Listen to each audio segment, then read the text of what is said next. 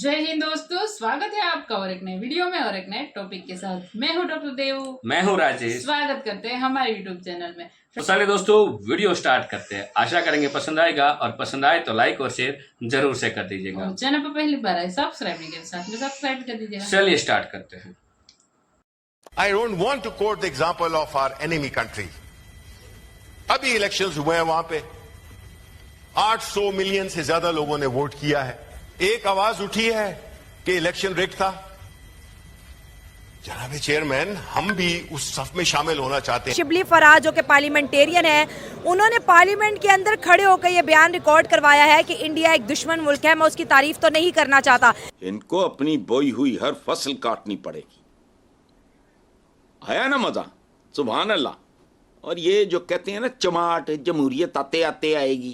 लेकिन जिस तरह से वहां पर इलेक्शन कंडक्ट हुआ, जिस तरह से फ्री एंड फेयर इलेक्शन उन्होंने करवाए, काश हम भी उस लाइन में खड़े हो पाते। ये आ गया ना एक हल्की सी झलकी है, ये आ गई ना सामने।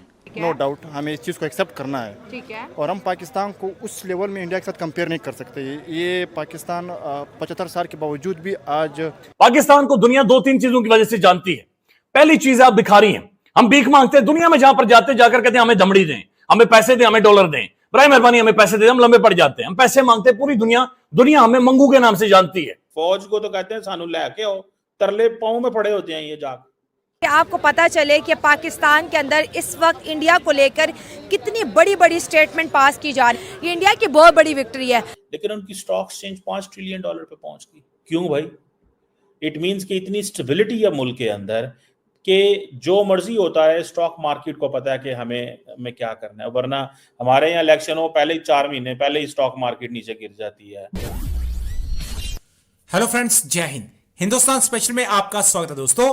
पड़ोसी देश पाकिस्तान भी भारत में हुए सफल और निष्पक्ष लोकसभा चुनाव का मुरीद हो गया है। वहां के विपक्षी नेता अपनी ही सरकार पर निशाना साधते हुए भारत का उदाहरण दे रहे हैं। पाकिस्तान के विपक्ष के नेता शिबली फराज ने हाल ही में संपन्न आम चुनाव को स्वतंत्र और निष्पक्ष तरीके से आयोजित करने के लिए भारत की जमकर तारीफ की है। इसके साथ ही उन्होंने अपने देश में भी इस तरह की प्रक्रिया आयोजित करने की इच्छा व्यक्त की है। पाकिस्तानी संसद में बोलते हुए पाकिस्तानी तहरीके इंसाफ के नेता फराज ने कहा कि भारत में किसी ने भी यह सवाल नहीं उठाया कि क्या लोकसभा चुनाव में धांधली हुई थी। शिबली फराज ने कहा, मैं अपने दुश्मन देश का उदाहरण नहीं देना चाहता। अभी अभी वहां चुनाव हुए हैं, 80 करोड़ से ज्यादा लोगों ने वोट किया।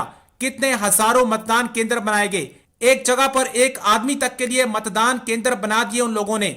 फराज ने कहा, दुनिया का सबसे बड़ा लोकतंत्र होने के बावजूद भारत ने धोखाधड़ी के आरोपों के बिना अपने यहाँ विशाल चुनाव सफलतापूर्वक करवा लिए। शिबली फराज जो कि पार्लियामेंटेरियन है, उन्होंने पार्लियामेंट के अंदर खड़े होकर ये बयान रिकॉर्ड करवाया है कि इंडिया एक दुश्मन मुल्क है। मैं उसकी तारीफ तो नहीं करना चाहता, लेकिन जिस तरह से वहां पर इलेक्शन कंडक्ट हुआ, जिस तरह से फ्री एंड फेयर इलेक्शन उन्होंने करवाए, काश हम भी उस लाइन में खड़े हो पाते। काश हमारी तमाम सियासी पार्टियां जो है वेस्टर्न इंटरेस्ट से परे होकर अपने मुल्क के बारे में सोच पाती। दोस्तों, इंडिया की कितनी बड़ी विक्ट्री है कि पाकिस्तान जो इंडिया को अपना दुश्मन मानता है और दूसरी जानिब इंडिया को प्रेस करता है। कभी हमने देखा हमारी पार्लियामेंट इंडिया को प्रेस कर रही है कि डेवलपमेंट बहुत है, कभी चंद्रयान को लेके प्रेस कर रहे हैं। और आज जो है इंडिया के अंदर जिस तरह से इलेक्शन हुए हैं, जितने फेयर इलेक्शन हुए हैं, उन्होंने कहा कि कोई किसी भी किस्म का फ्रॉड इलेक्शन में नहीं हुआ। ये इंडिया की बहुत बड़ी विक्ट्री है। डेमोक्रेटिक सिस्टम्स की बात करें दुनिया में, जिनको डेमोक्रेटिक स्टेट्स कहा जाता है, जिनके जहाँ पर जमहूरियत बड़ी मजबूत है, तो उनमें इंडिया भी आता है। नो डाउट हमें इस चीज़ को एक्सेप्ट करना है। ठीक है। और हम पाकिस्तान को उस लेवल में इंडिया के साथ कंपेयर नहीं कर सकते। ये पाकिस्तान 75 साल के बावजूद भी आज जितने भी हमने इलेक्शन किए उसमें सिर्फ 71 का इलेक्शन हमने फ्री एंड ट्रांसपेरेंट हुआ था। उसके बाद जो हमारे आज का इलेक्शन है, उसमें सबसे बड़ी रुकावट हमारे पॉलिटिकल पार्टीज खुद है।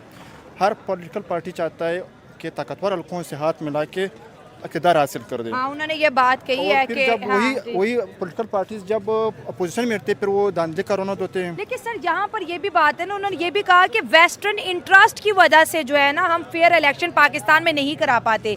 क्या इंडिया पर कोई वेस्टर्न इंटरेस्ट नहीं है? क्या इंडिया किसी वेस्टर्न दबाव में नहीं है? क्या उसकी पॉलिसीज बिल्कुल फ्री है? क्या वो हकीकी में आज़ाद हो चुके हैं?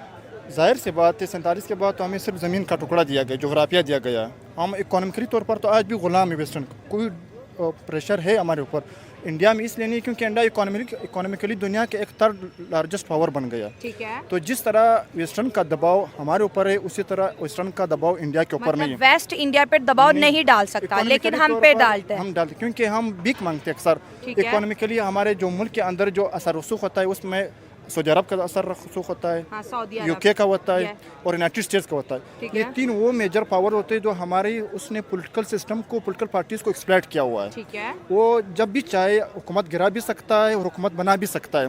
तो इस वजह से जो हमारे मेजर पॉलिटिकल पार्टीज होती है, चाहे वो पीपी हो, चाहे वो मुस्लिम लीग नून हो, चाहे वो पीटीआई हो, वो हमेशा अगर उस इक़्तिदार लाना है तो उसने उसको पावर्स को जो डायनामिक्स से यूनाइटेड स्टेट्स हो या वेस्टर्न कंट्रीज, उनको अपने एतमाद में लाना है। उनके सपोर्ट के बगैर आप अपने इक़्तिदार को नहीं हासिल कर सकते। आप अपने तौर पर इंडिया की कितनी बड़ी विक्ट्री समझते हैं कि दुश्मन उनकी तारीफ करते हैं?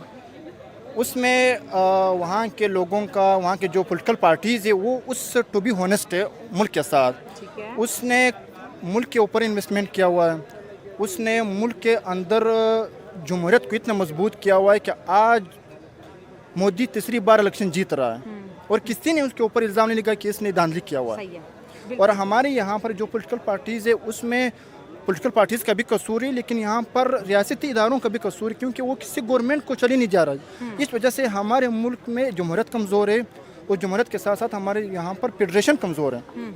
सूबे के दरमियान उसने सियासी वाबस्तगी नहीं, सियासी मुफाहमत नहीं होता है। जितने भी हमारे पॉलिटिकल पार्टीज़ है वो उनका कसूरवार रहता है। हर पॉलिटिकल पार्टीज़ अपने इक़्तिदार के लिए सबकी गलती है, हमारे सिस्टम को एक्सप्लॉइट किया हुआ है। सिस्टम किया। बिल्कुल सही बात है सर। जैसे आपने कहा कि किसी ने नहीं कहा कि इलेक्शन रिग्ड हुए हैं, तीसरी दफ़ा ओथ ले लिया और ओथ लेते ही सर G7 पे वो चले गए हैं मीटिंग पे। ग्लोबली बड़ी हाईलाइट होती है G7 इटली के अंदर, वो अब मज़ीद जो है कॉन्ट्रैक्ट करेंगे, एग्रीमेंट करेंगे। लेकिन अगर हमारे मुल्क के अंदर वज़ीर आज़म साहब ओथ लेते हैं तो वो उधर सऊदी अरब चले जाते हैं, UAE चले जाते हैं, मतलब लोन का साथ ही प्रोसीजर स्टार्ट हो जाता है। जबकि मोदी साहब आज उन्होंने ओथ लिया और अगला सफ़र G7 का शुरू हो चुका है कि मैं इंडिया के लिए बड़े बड़े एग्रीमेंट्स लेके आऊँगा। तो सर उनके और हमारे मेयार में कहाँ कमी नज़र आ रही है? मयार में तो काफ़ी फ़र्क है। जब हम 47 के बाद आज़ाद हुए तो हमें मुल्क चलाना नहीं सिखाया, हमें भीख मांगना सिखाया गया। 47 से ऑनवर्ड आज तक हमने जितना भी हमने मुल्क के ऊपर काम नहीं किया हुआ। इंडिया सन 1993 के बाद IMF के पास नहीं गया। इंडिया उन कंट्रीज़ में है जो IMF को लोन दे रहा है, कंट्रीब्यूट कर रहा है और हम IMF से ले रहे हैं। इस वजह से जब यहाँ पर जो भी हुकूमत आता है उसका मेन प्रायोरिटी होता है कि हमने IMF के साथ डील करना, और जो डील कामयाब होता है यहाँ पर मिठाइयाँ बांटी जाती हैं, खुशियाँ मनाई जाती है। लेकिन इंडिया के अंदर इन्वेस्टमेंट्स आ रहे हैं, बाहर के मुल्क इन्वेस्टर्स कर रहे हैं। अभी आपके जो सऊदी अरबिया है उसका सबसे इस वक्त जो मेजर ट्रेडिंग पार्टनर है वो इंडिया है, क्योंकि इंडिया का मार्केट उस लेवल पर है कि वो वहाँ पर जाकर आसानी से इन्वेस्ट कर सकता है और वहाँ से वो कैश भी कर सकता है। हम अपनी इकोनॉमी को इंडिया के साथ कंपेयर नहीं कर सकते क्योंकि इंडिया इस वक्त दुनिया की तीसरी बड़ी कुव्वत है, इकोनॉमी में भी, मिलिट्री में भी और पॉलिटिकली तौर पर तो वो बड़ी स्ट्रॉन्ग है, नो डाउट। और इस वजह से जो वहाँ के जो इन्वेस्टर्स होते हैं वो मुल्क के साथ मुखलिस होते हैं। यहाँ पर हमारे जो बड़े बड़े इन्वेस्टर्स होते हैं या तो पनामा लीक्स में उनके नाम आते हैं।